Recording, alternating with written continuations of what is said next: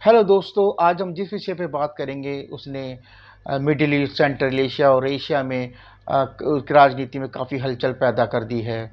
हम बात कर रहे हैं, रशिया ने तालिबान गवर्नमेंट को एक रिकॉग्निशन दिया है। अब हम अपने एनालिसिस में ये जानने की कोशिश करेंगे कि इसे भारत क्या क्या नज़रिया होगा, चाइना का क्या नज़रिया होगा और आने वाले वक्त में इस रीजन पे इस रिकॉग्निशन का क्या प्रभाव पड़ेगा। रशिया कह रहा है कि रिकॉग्निशन देने के बाद हम अफगानिस्तान को तेल, गैस, इंफ्रास्ट्रक्चर और सिक्योरिटी प्रोवाइड कराएंगे। और साथ में जो दोस्तों रशिया का जो इसमें मुझे बेनिफिट नज़र आ रहा है वो ये है कि रशिया जो एक नई सप्लाई सप्लाई लाइन ढूंढ रहा है और वो ढूंढ रहा है अफगानिस्तान से ईरान के थ्रू। हम सभी जानते हैं कि ईरान के दो जो पोर्ट हैं, एक चाबहार पोर्ट, दूसरा बंदर अब्बास पोर्ट। और चाबहार पोर्ट में तो भारत का बहुत बड़ा इन्वेस्टमेंट है। और यूक्रेन वार के बाद जितना रशिया के ऊपर इतने बड़े सैंक्शंस लगे हैं, तो उसको नई सप्लाई लाइन ढूंढने का बहुत ज़्यादा ज़रूरत थी। अब अफगानिस्तान को लें तो अफगानिस्तान की ये बहुत बड़ी कूटनीतिक इसे विक्ट्री कहेंगे, क्योंकि अफगानिस्तान को एक ऐसे देश ने मान्यता सबसे पहले दी है जो विश्व शक्ति है और दूसरा यूनाइटेड नेशन सिक्योरिटी काउंसिल का परमानेंट मेंबर है।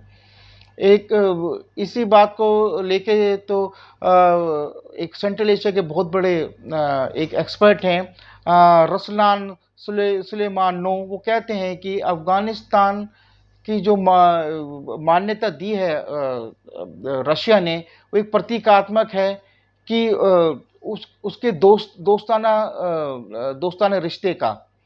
क्योंकि रशिया जो है वो इंटरनेशनल फ्रंट पर आइसोलेट होता जा रहा था, उसके दोस्त जो हैं वो छूटते जा रहे थे। उसको एक नया एक दोस्त ढूंढ रहा था। रूस के काबुल में राजदूत दिमित्री जिरनोव के अनुसार अफगानिस्तान के बारे में जो प्रेसिडेंट पुतिन ने डिसीजन लिया है, वो एक्चुअली रशिया के फॉरेन मिनिस्टर लेवरोव के सुझाव के बाद उन्होंने ऐसा किया है। उन्होंने ही उनको सुझाव दिया था कि अफगानिस्तान को मान्यता रशिया को दे देनी चाहिए। हालांकि रूस ने अप्रैल में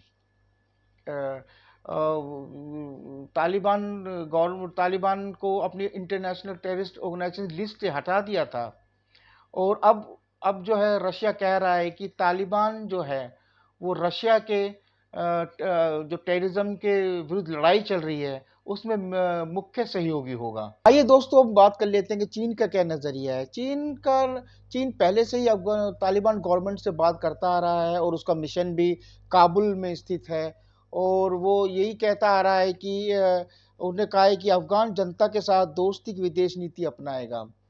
अब चाइना ने अभी तक उसको मान्यता तो नहीं दी है, पर उसका जो डिप्लोमेटिक मिशन है वो सुचारू रूप से काबुल में चल रहा है। चाइना के विदेश मंत्रालय के प्रवक्ता हैं माओ निंग, वो कह रहे हैं कि अफगानिस्तान के अंदर या बाहर किसी प्रकार की भी कोई हलचल हुई हो और इससे चाइना के और अफगानिस्तान के डिप्लोमेटिक रिलेशन में कभी कोई असर नहीं पड़ा। दोनों के ही मिशन बड़े सुचारू रूप से चल रहे हैं।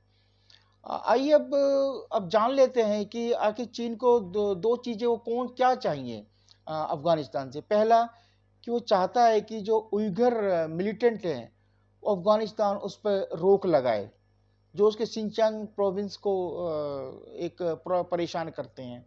दूसरा, चाइना चाह रहा है कि उसका जो सीपेक प्रोजेक्ट है, जो बीआरआई प्रोजेक्ट है, सीपेक उसका पार्ट है, उसका उसका अफगानिस्तान हिस्सा बन जाए, उसको अपनाए और चाइना क्या आपका जो बीआरआई प्रोजेक्ट है उसको अफगानिस्तान तक अंदर तक लेके चला जाए। अब चीन क्या कर सकता है? चीन तालिबान गवर्नमेंट को मान्यता दे सकता है, जिससे कि उसके जो इन्वेस्टमेंट हैं और जो प्रोजेक्ट हैं उनको वो अपना सिक्योर कर सके। दूसरा जो सीपेक प्रोजेक्ट है उसको वो पाकिस्तान से आगे करके अफ़गानिस्तान तक लाना चाहेगा, जिससे कि वो उसका पार्ट बन जाए। अब आगे हम बात कर लेते हैं कि इसका अफ़गानिस्तान पर क्या असर पड़ेगा। अफ़गानिस्तान पर एक पॉज़िटिव इसका असर पड़ेगा। पहला तो ये है कि तालिबान गवर्नमेंट को अब फंड मिलना आसान हो जाएगा, क्योंकि वो यूनाइटेड नेशन सिक्योरिटी काउंसिल का जो रशिया एक परमानेंट मेंबर है, वो काफ़ी हेल्प इसको करेगा। दूसरा, यदि चीन भी आगे जाके तालिबान गवर्नमेंट को रिकॉग्नाइज कर देता है, और मुझे लगता है कि जल्दी ही रिकॉग्नाइज कर देगा, तो वो चीन और रशिया दोनों ही मिलकर अफगानिस्तान को फंड लेने में काफ़ी मदद कर सकते हैं। चलिए आगे हम जान लेते हैं कि इसमें भारत का क्या नज़रिया है। भारत के लिए ये एक गेम चेंजर मूवमेंट है। उसके कुछ स्ट्रेटेजिक एक कुछ डिलेमा है, दुविधा है। वो ये है कि भारत अभी तालिबान गवर्नमेंट को रिकॉग्नाइज तो नहीं करता है, और ना ही अभी फ़िलहाल को मुझे लगता है कि करना चाहता है। लेकिन वो ये भी चाहता है कि अफ़गानिस्तान जो है, वो अब पूरी तरीके से कभी पाकिस्तान और चाइना के पाले में ना चला जाए। और अगला जो पॉइंट है वो ये है कि भारत को ये भी एक दुविधा है कि कुछ टेररिस्ट ऑर्गेनाइजेशन जो हैं, वो तालिबान के अंदर अफगानिस्तान के अंदर काम कर रही हैं, जो भारत को काफ़ी डिस्टर्ब करती हैं। उस जैसे कि हक्कानी नेटवर्क है, और पाक सपोर्टर तालिबान है, और अल कायदा के कुछ सपोर्टर्स हैं। वो भारत ये चाहेगा कि रशिया पे जोर डालकर वो इन इन ऑर्गेनाइजेशन को कंट्रोल करने की कोशिश करे, अफगानिस्तान पे जोर डाले। आइए अब जान लेते हैं कि तालिबान को रूस से क्या फ़ायदा है। देखिए, तालिबान गवर्नमेंट को इससे बहुत बड़ा कूटनीतिक फ़ायदा तो मिला ही है मान्यता मिलने से, और दूसरा है कि वो ऐसे देश से मान्यता मिली है जो यूनाइटेड नेशन सिक्योरिटी काउंसिल का मेंबर है। ये एक बहुत बड़ा एक पॉजिटिव पॉइंट है अफ़गानिस्तान के लिए। और तीसरा पॉइंट है कि अफ़गानिस्तान को अब एक नए रास्ते मिलेंगे, नए व्यापार करने के रास्ते खुल जाएँगे। और चौथा पॉइंट जो है वो ये है कि कभी भी वो जब वो एक भारत से या चीन से बात करेगा, तो उसके इसके साथ एक मजबूत एक एक हाथ होगा, वो होगा रशिया।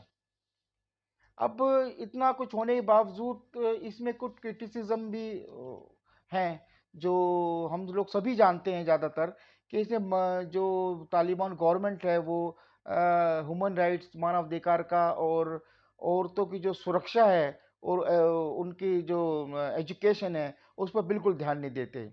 और कुछ जो महिला हैं, जिन्होंने इस पे आवाज़ उठाई है, उनमें से हैं मरियम सुलेमान खील।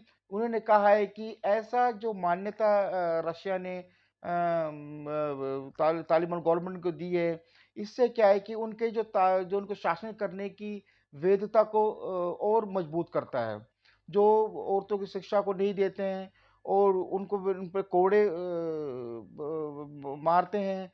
और तीसरा है कि यूनाइटेड नेशन में जो टेररिस्ट ऑर्गेनाइजेशन बैन है, उनको शरण देते हैं। दूसरी जो एक हैं कार्यकर्ता, जो फॉर्मर कहेंगे सांसद हैं अफगानिस्तान की, उनका नाम है फौजिया कूफी। वो कहते हैं कि तालिबान को मान्यता कोई शांति नहीं लाएगी, ये उनके अत्याचारों को वैध बनाएगी, और सिर्फ अफगानों की ही नहीं, पूरी दुनिया की सुरक्षा के लिए खतरा बनेगी।